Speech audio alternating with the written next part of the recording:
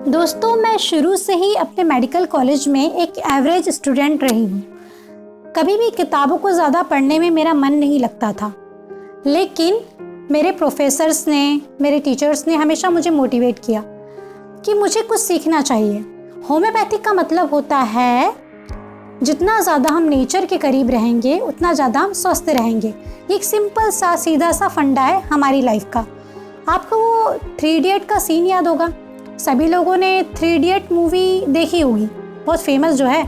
आपको 3 idiot movie का वो सीन याद होगा जब आमिर खान से पूरी क्लास में ये क्वेश्चन पूछा जाता है, व्हाट इज़ मशीन। और जब आमिर खान आंसर देते हैं कि हर वो चीज़ जो हमारा काम आसान बना दे उसे हम मशीन कह सकते हैं, लेकिन बेचारे आमिर खान को डांट कर क्लास से भगा दिया गया था उस मूवी में। लेकिन यहाँ पर ऐसा कुछ नहीं है दोस्तों। यहाँ पर मैं आपको सिर्फ ये बताना चाहती हूँ कि अगर मुझसे कोई पूछता है कि व्हाट इज़ होम्योपैथी, तो मैं डेफिनेशन के लिए कोई भी किताबी परिभाषा उस इंसान को नहीं बोलती हूँ। होम्योपैथी का सीधा और सरल मतलब है जितना ज़्यादा हम नेचर के करीब रहेंगे उतना ही ज़्यादा हम बीमारियों से दूर रहेंगे और एक सरल ज़िंदगी जिएंगे। तो आइए जानते हैं कि किस तरह से ये बीमारियां बढ़ रही हैं हमारे देश में। और बीमारियां कौन सी बढ़ रही हैं? डायबिटीज़, हार्ट प्रॉब्लम, कैंसर, ये बड़ी बड़ी बीमारियां पूरे वर्ल्ड में बढ़ रही हैं। जड़ क्या है? प्रॉब्लम की जड़ क्या है? ज़रा सोचिए। पॉल्यूशन, पॉपुलेशन, न्यूट्रिशनल डिफिशियंसी, ये हमारी प्रॉब्लम्स की जड़ है। शायद आप लोगों को यकीन नहीं होगा, लेकिन अगर यकीन हो जाए तो बहुत अच्छी बात है। हम सभी लोगों को जो बीमारी हुई है ना, आपको पता है उसका नाम क्या है? उसका नाम है नेचुरल डिफिशियंसी डिसऑर्डर। जी हाँ दोस्तों, मेरे एक प्रोफेसर हैं जो पेशे से एक MBBS MS सर्जन हैं। उन्होंने मुझे सिखाया है कि हम सभी लोगों को एक बीमारी हो गई है जिसका नाम है नेचुरल डिफिशियंसी डिसऑर्डर। जी हाँ दोस्तों, आपको पता है कि जिस तरह से मैंने अभी अभी आपको 3 इडियट का एग्जाम्पल दिया है, बिल्कुल उसी तरह से एक एग्जाम्पल है महाभारत का। महाभारत में आपने देखा होगा 5 पांडवों से आचार्य द्रोणाचार्य ने एक क्वेश्चन पूछा। क्वेश्चन ये था कि एक बड़े से पेड़ पर एक चिड़िया बैठी है। आचार्य द्रोणाचार्य ने 5 पांडवों को मैदान में बुलवाया और कहा, एक एक करके मुझे ये बताएं कि पेड़ पर आपको क्या दिखाई दे रहा है। सबसे पहले 5 पांडवों में से जो बड़े भाई थे युधिष्ठिर, उनसे पूछा गया। फिर उसके बाद वही क्वेश्चन दोबारा से उनके छोटे भाई भीम से पूछा गया। फिर नकुल और सहदेव से पूछा गया और आखिरी में यही सवाल अर्जुन से पूछा गया। शायद आप लोगों को पहले से पता होगा कि 5 पांडवों में से 4 ने, अर्जुन को छोड़कर बाकी के 4 पांडवों ने ये आंसर दिया था कि उनमें से किसी को पेड़ दिखाई दे रहा है पूरा का पूरा, साथ में चिड़िया भी दिखाई दे रही है जो पेड़ पर आचार्य द्रोणाचार्य ने पहले से बिठा के रखी थी। दोस्तों, सिर्फ अकेले अर्जुन ही एक ऐसे व्यक्ति थे जिन्होंने आचार्य द्रोणाचार्य को ये जवाब दिया कि मुझे पेड़ पर सिर्फ और सिर्फ चिड़िया की आँख नजर आती है। दैट मीन्स हमें अपने जीवन में सिर्फ और सिर्फ अपना लक्ष्य नजर आना चाहिए।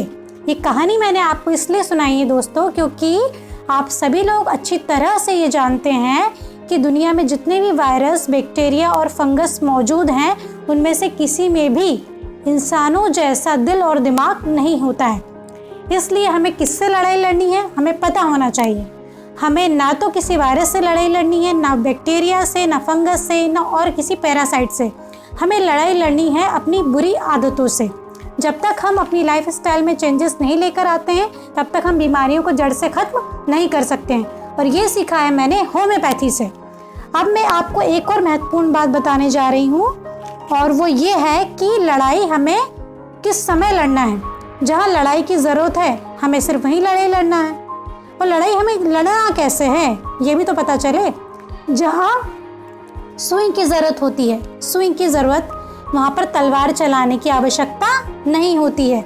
जहाँ पर बिना सर्जरी के ही कोई मरीज ठीक हो सकता है, तो वहाँ सर्जरी की क्या ज़रूरत। लेकिन आज हमारे देश में, आज हमारी दुनिया में ये देखा जा रहा है कि जहाँ पर बिना सर्जरी के भी समस्याओं का समाधान हो सकता है, वहाँ पर भी लोग होम्योपैथी को जाने बिना सर्जरी कराने का डिसीजन ले लेते हैं। मेरी आपसे ये विनम्र रिक्वेस्ट है कि प्लीज़ आप मेरी बातों को समझें और ये सबसे पहले जान लें कि किसी भी रोग को मिटाने का पहला तरीका ये होता है कि हम अपने शरीर की रोग प्रतिरोधात्मक क्षमता को बढ़ाएं।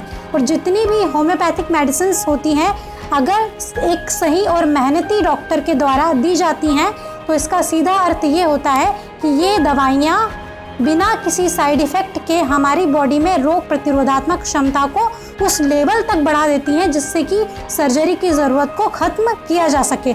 हालांकि इस तरह का स्टेटमेंट सभी तरह के केसेस के लिए नहीं है। मैं ये बात अच्छी तरह से समझती हूँ कि जितने भी एक्सीडेंटल केसेस होते हैं, बीच सड़क पर जितने भी एक्सीडेंटल केसेस हम देखते हैं, वहाँ पर अगर ज़्यादा खून बह जाता है किसी मरीज का तो उसे हॉस्पिटल में एडमिट करके उसे खून चढ़ाना ज़रूरी होता है या दूसरा कोई मेंटेनेंस वहाँ ज़रूरी होता है होम्योपैथिक को छोड़कर।